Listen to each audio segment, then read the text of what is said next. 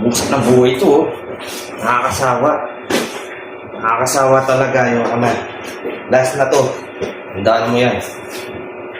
Last na to. Sabi mo, intindihan mo ako. Sorry na. Hindi na. Walang sorry. Ikaw kasi hindi ka nagmamature. Ba't sabi mo sa akin, maintindihan mo ako, di ba? Oh, ano ngayon? Sige na. Hindi.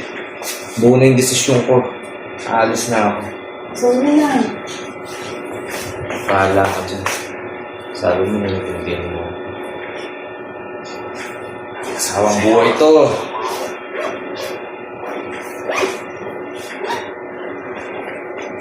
Ito na. Yung dahil lang ako kamelo.